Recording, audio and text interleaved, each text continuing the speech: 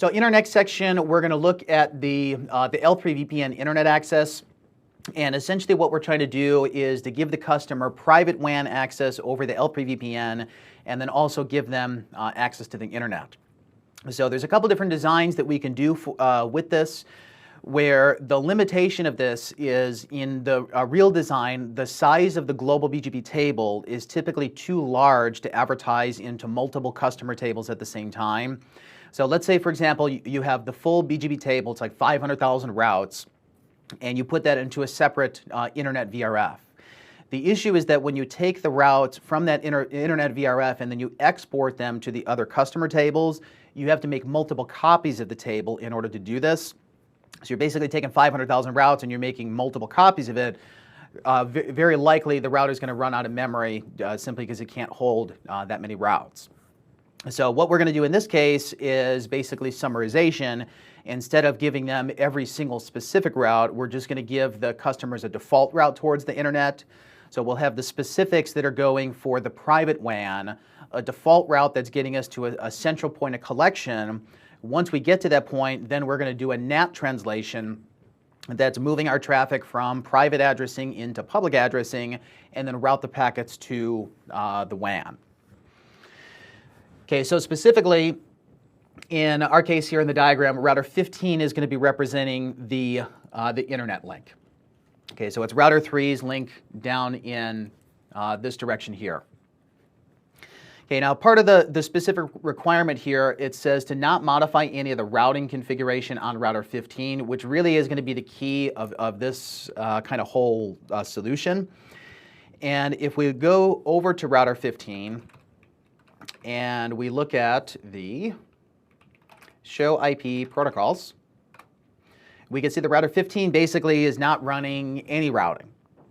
Okay, so what this means, if we look at the just the show IP route, since we only have our connected interfaces, router 15 is not going to respond, going to be able to respond back to any flows that are not coming from that directly connected address space.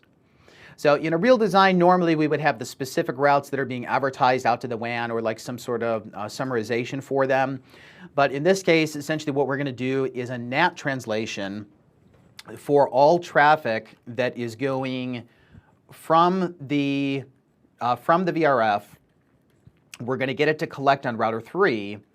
Then router 3 is going to have NAT configured with the outside interface going towards router 15 and the inside interfaces going towards the core.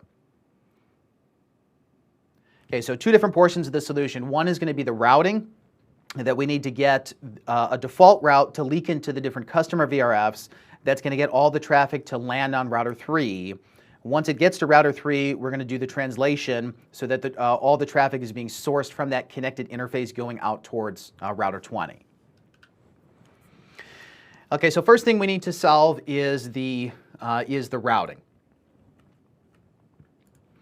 Okay, so first off, let's take a look at router 1 and see what its configuration is for this particular table in terms of the import and export policy. So on router 1, if we look at the show VRF, we have VRF-B that's assigned on gig 2.15. If we look at the show VRF detail, VRF-B is importing and exporting 2:2. Okay, so this means that on router 3, we're going to take a default route. We're basically going to put just a static route into the table. We're going to advertise this into BGP, and we're going to export it with this route target value that the other table is already using.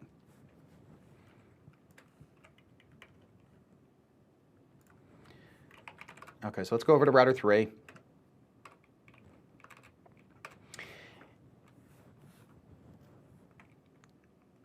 And if we show VRF, okay, right now we already have VRF-B configured. So if we look at the show IP route for VRF-B,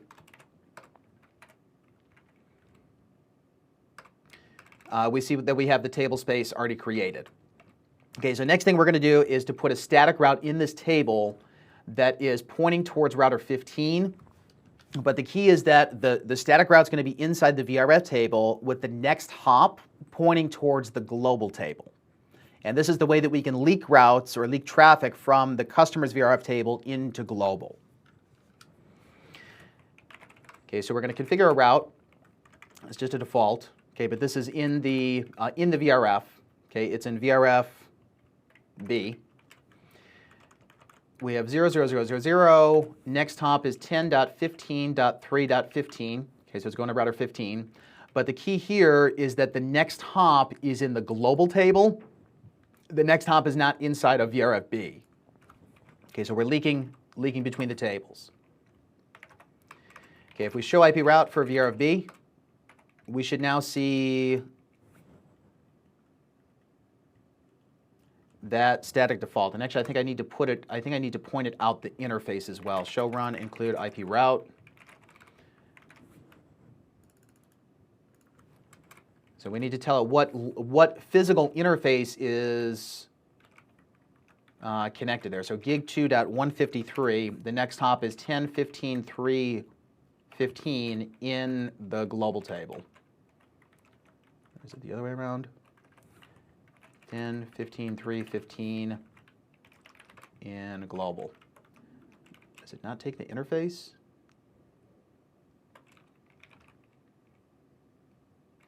In global. Is that, let's see, is that next hop in global? 10.15.3.15. Oh, it's not. Okay, so on router 3, let's show run interface gig 2.153. This is not configured. So actually, I'm not 100% sure if this is the...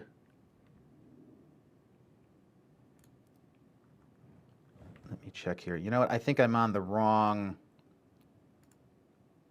topology. Let me check my viral server real quick.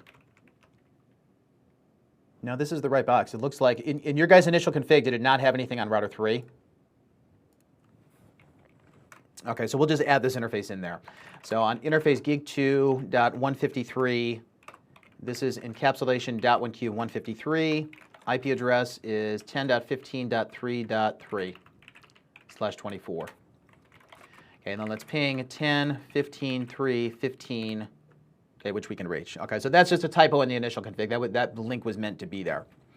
Okay, so if we now look at the show IP route for VRFB, now that static is installed. Okay, the issue was that it wasn't able to recurse to the next hop. It wasn't able to find that next hop in the global table, so the static route wasn't installed. Okay, so next thing we need to do is to advertise this static route to the other neighbors. So if we look at the show BGP VPN v4 unicast for all tables, we have those specific routes in there, but we're not yet originating the default route. Okay, so we're going to go to BGP. We're going to go to address family IPv4 VRFB, and we'll say default information originate. Okay, if we now show BGP VPN v4 unicast for VRFB, we should see in a second here that this guy has a default route. Let's show IP route VRFB. And I may need to redistribute that as a static first. So let's go to BGP123, redistribute static. Show BGP VPN v4 unicast all. There we go. Okay, so there's a couple different ways to do this in terms of generating the default route. You could do like a summary that goes to /0. In this case, I'm doing a static and then I'm doing redistribution. I could have also done a network statement for 0000. But just the key point is that we're trying to get that default route to get into the VRF table. Okay, so what this should now mean from the remote sites, like if we go over to router 1 and show IP route for VRFB, we should see a default route is pointing us towards router 3. So essentially this means that all of the site-to-site traffic, so B site 1 to B site 1, that's going to use the specific routes, and it should be load balanced between the multiple PE to CE links based on our previous solution. But then anything that doesn't have a match, so we're falling back to the default route, all of that's going to be forwarded to router 3. Then router 3 is leaking this from the VRFB table into the global table. Okay, so let's say we were to go over to router 15. And on router 15, we're going to create an access list. Access list 100 permit ICMP any log. Access list 100 permit IP any. Let's enable logging, and then on interface gig 2.153, we'll say IP access group 100 in. Okay, if we show access lists, okay, right now we don't have any hits. Okay, next step is we're going to go over to one of the customer routers. Let's go to, let's say, router 6. And if we show IP route for 10.15.3.15, okay, which is router 15, notice that we don't have a specific match for it. However, if we show IPsef for 10.15.3.15, this shows that we do have, actually no, we don't. We don't have a default route. Okay, so what this means is that on router 1, we have the route in the BGP table, but we didn't import the we didn't import that default route into the OSPF process. Okay, the reason why is that when you redistribute from BGP into OSPF, the default route's not included. We're going to have to do a default information originate into OSPF in order to continue to advertise that on. So you see that the different protocols behave a little bit differently of how it supports generating the default route. So if we show IP OSPF database, let's say pipe to include 0000, we don't have that route installed. Okay, so if we show run section OSPF, we're going to go to router OSPF 100 and default information originate. Okay, in this case, I don't need to say always because I actually do have the default route. It's being learned from router 3. The difference would be the always keyword says whether or not you actually have the default route installed, just continue to advertise it on. What this would potentially cause a problem in this design is that if router 1 loses its connection to the core and it's doing default information originate always, we would be receiving traffic from the customer networks and then it wouldn't be able to forward towards the core. So doing it this way, saying just default information originate, means that if it loses the BGP route that has the default, it's going to stop advertising this into the OSPF process. Now, within the scope of the question doesn't say anything about this, whether or not we need to fail over. So, regardless of how you're implementing this solution, as long as we can ping the destination, really that's all that this question is looking for. So again, keep in mind this is not a design exam. You don't want to go above and beyond the question. Just try to solve it with the minimum config you can. Okay, so now if we go to router 6 and we show IPsef for that destination, okay, now we have a default route. If we show IP route for the destination, we don't have a specific, but show IPsef will tell you if you have a default or not. Okay, so now let's ping the destination. Ping to 10.15.3.15. And if we go over to router 15, we should see that the packets are coming in. Okay, coming from 10.566. The issue is going to be from router 15's point of view, if we debug IP packet, that when it goes to respond to these, it doesn't have a forward route. Okay, which this, actually I think we can't see this on this virtual machine. But other platforms, when you're debugging IP packet here, it'll say that the packet is unroutable.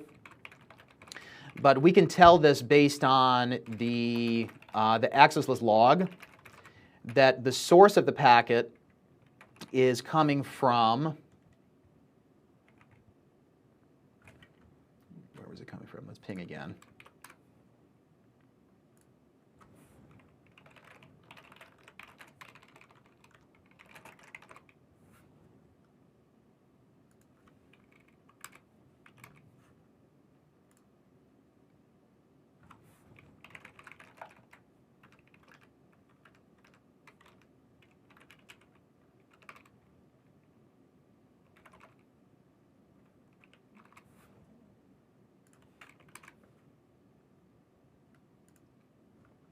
Okay, so the packet is coming from 10.5.6.6. The issue is that from router 15's point of view, when we show IP route for 10.5.6.6, it doesn't have a route back to this destination.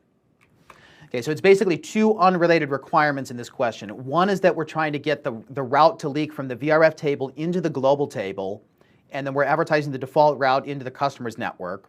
The second portion is once the traffic actually gets to router 3, it routes towards the public WAN, but since those are private addresses that we're using, the public WAN doesn't have a route back to it. Okay, so essentially we're doing a VRF-aware NAT config. Okay, this is going to go on router 3. So again, on router 3, we're going to say the link that's going towards the internet is going to be the NAT outside interface. Okay, all of the other interfaces are going to be inside because we need to account for packets coming from any direction before they get translated.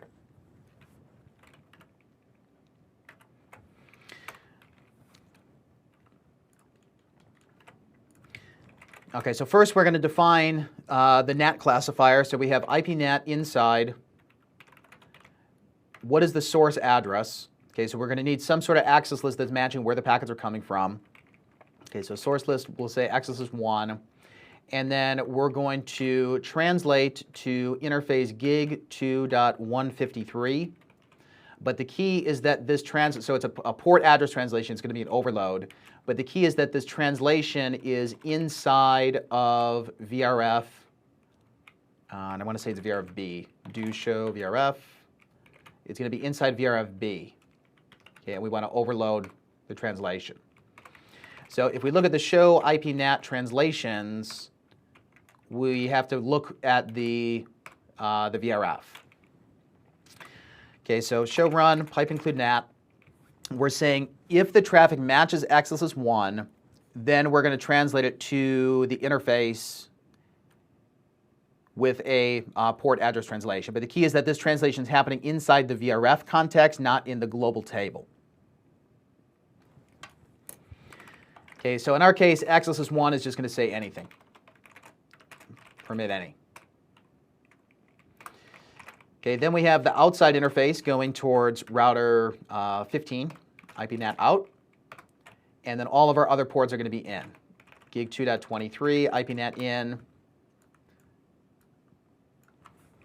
Gig 2, 312, 313, and 37.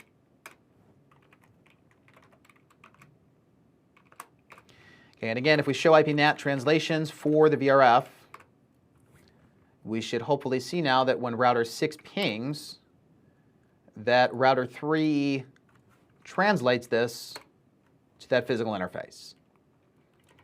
So the locally significant address was 10.566. This was from router 6. We go through the inside interface. We match the classifier. Classifier is saying any traffic. So then we're exiting out the outside interface. We're translating to that IP address that's physically attached there. So the point being is that since router 15 doesn't have any routes installed, the only thing that it knows how to reach is this connected interface. Okay, if we simply had a default route back, then we wouldn't have to do the NAT translation. But from a real-world point of view in the design, the issue is that the customer's internal address space is going to be private. So we're going to still have to do some sort of network address translation somewhere before we go out to the public WAN. So a couple different design options here. We could have done the NAT translation on router 1. The issue with that, though, is that we would have to account for packets coming in from either PE. So if router 6 goes this way and it hits router 1's inside interface and then the outside translation, that's going to work. But if we route towards XR1, we would also have to configure this is inside and this is outside. But at the same time, we would also have to account for every other possible table. So it means that we would have to do these translations 4 separate times, well, technically 5 times, because we have 5 different PEs. We'd have to do it on router 2 as we're coming in this way, do a translation, on XR3 this way, on router 3 that way, and so on and so forth.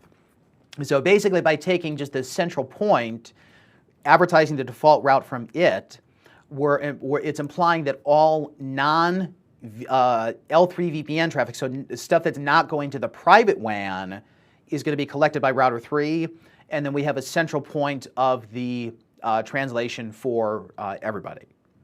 Okay, in a real-world design, this is called CGN, or carrier-grade NAT, or sometimes it's referred to as NAT 444. Okay, it's basically just the provider doing the NAT translation on behalf of the customer. Okay, then we look at from router 15's point of view. Notice that the address was now translated to that local segment 10.15.3, so we're able to do the reply. Okay, so let's look at this final config on router 3. So it's going to be the combination of the static default route leaking between the tables. Okay, so we're putting the default route in VRFB, but we're telling it that the next hop is in the global table. Okay, we're then advertising this into BGP. So under BGP, we're saying redistribute static. Okay, this default information originate, that would normally be towards the peer. I believe we can take this off and the redistribute static will still work. But either way, just the end result is that when we show BGP, VPN, v4, unicast, all, we need to make sure that this default route exists in all of the tables. So assuming that we also want the translation for VRFA, we would need to create VRFA on router 3, do the static route that exists in the VRF table, leaking it to global, then advertise that into the BGP process, and also do the network address translation. So there's one NAT config for A, one NAT config for B, one static route for A, one static route for B. Okay, and there's a question here. So the NAT is working even though the packets are labeled yes. So it's kind of a strange design because when the packets are coming in this way, they're coming in as MPLS. But the key is that in the order of operations, it does the MPLS decapsulation first before it actually hits the NAT process. So it knows where the packet is being routed to, finds that it's leaving out the global interface, says, hey, it came in the inside, the global interface is outside, then I have to do the translation. Okay, and in the documentation or on Cisco's website, this is just under VRF aware NAT.